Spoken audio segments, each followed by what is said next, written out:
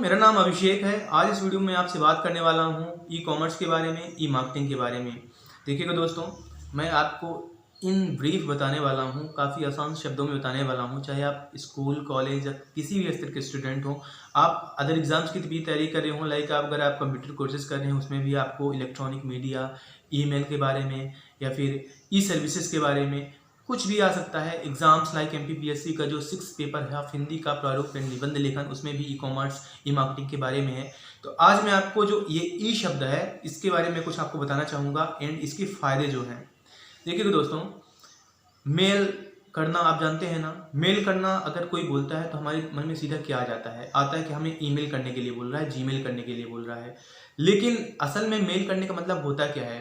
Mail करने का मतलब ये है कि हम उसको खत लिखें, हम उसको खत पहुंचाएं। खत कबूतर के माध्यम से, घोड़े पे बैठ के पहुंचाएं, गाड़ी से पहुंचाएं, पैदल जाके बोलें या हम जाके खुद बोलें, ये तरीके अलग अलग हैं। लेकिन जहाँ पे एक ही बात आ जाती है वो हो जाता है इलेक्ट्रॉनिक मीडियम, इलेक्ट्रॉनिक माध्यम।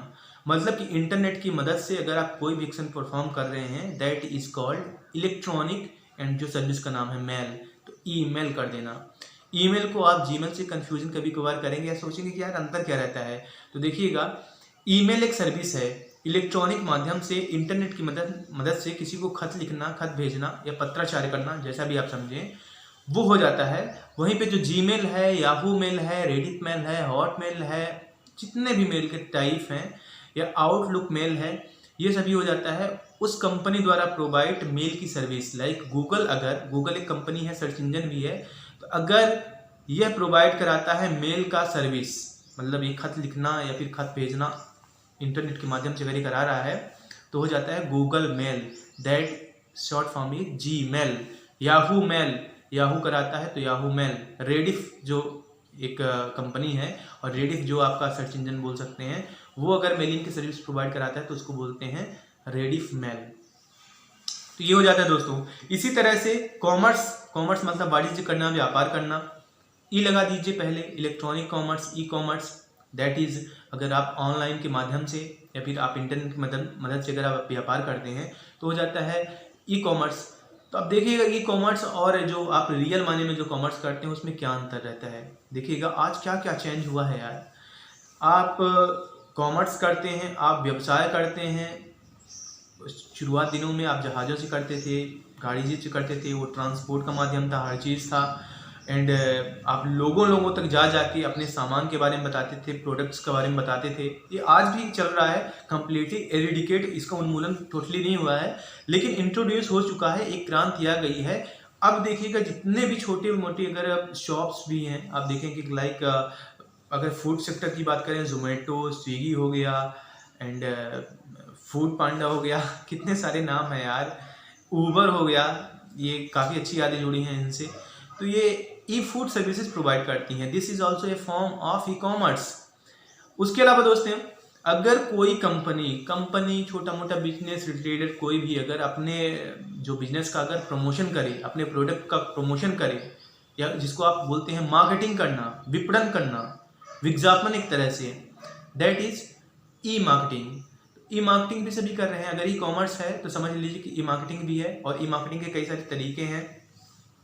देखिएगा, होता क्या था कि अगर मान लीजिए आपको कोई विज्ञापन देना है, कोई समाचार पत्र है, मैं लाइक सिंगरौली में हूँ, और मैं सोचता हूँ कि सिंगरौली के कुछ लोगों तक मेरी ये बात जाए जो मेरे पसंद के कस्टमर्स हो सकते हैं, तो मैं अखबार में अगर देने जाऊँगा, देखिएगा जो अखबार में न्यूज़ छपती है, जो विज्ञापन रहता है ना, छोटे छोटे, तो वो शब्द के हिसाब से रहता है, पर वर्ड्स कुछ रुपए रहता है, तो मतलब काफ़ी महंगा होता है।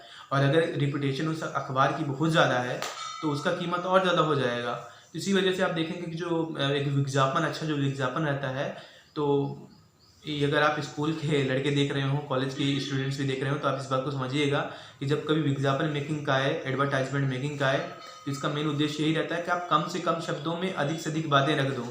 अगर आप आगे बिजनेस करते हैं तो भी ये आपके लिए ज़रूरी रहेगा कि आप कम से कम शब्दों में अपनी बात अच्छे से रखिए, क्योंकि ये आपका जो मनी कट है वो काफ़ी सेव कर लेता है, आपका मनी कम एक्सपेंड होने देता है।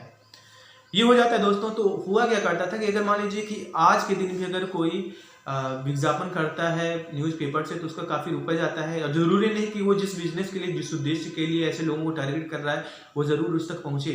लेकिन आज ई मार्केटिंग, ई विज्ञापन, ई एडवर्टाइजमेंट जिसे आप बोल सकते हैं, जो एडवर्टाइजमेंट प्रचार आता है वो केवल एक नहीं रहता कि आप जो मोबाइल में देखते हैं या फिर इस वीडियो को देखते हैं बीच वगैरह शुरू में या बाद में कोई एडवर्टाइजमेंट आया होगा तो वही विज्ञापन है।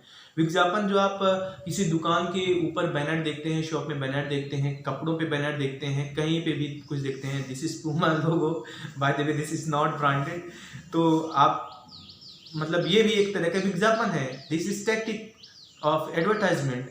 तो इसी तरह से ई विज्ञापन भी है, ई एडवर्टाइजमेंट भी है।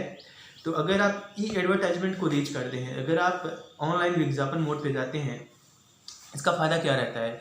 मैं आपको एक सीक्रेट बात बताऊं, जो आप विज्ञापन ये देखते हैं आपके सामने, अगर मैं चाहूं यूट्यूब पे विज्ञापन का आइडिया है, गूगल पे है, तो देखिएगा आप जो यूट्यूब पे वीडियोस देखते हैं, कोई भी यूज़र, मतलब दुनिया में कोई भी इंसान अगर जीमेल यूज कर रहा है और ऑनलाइन इंटरनेट यूज कर रहा है, गूगल को सब पता है। तो देखिएगा हम जो भी करते हैं, आप जो भी देखते हैं, आप जो भी करते हैं, अगर उस रिलेटेड मैं कोई वीडियो बनाता हूं तो आपके सामने वो जरूर रिकमेंड होता है। अगर आप आपके मोबाइल में देखते हैं खाना कैसे बनाएं XYZ, तो जितने खाना बनाने वाली वीडियोस हैं उससे संबंधित है, अगले दिन से आपकी यूट्यूब पे, आपके गूगल विज्ञापन पे या विज्ञापन मोड पे आपके सामने वैसा फ्लैश होने लगेगा। तो देखिएगा गूगल को पता रहता है कि आपकी पसंद क्या है, आप क्या एक्शन परफॉर्म कर रहे होते हैं।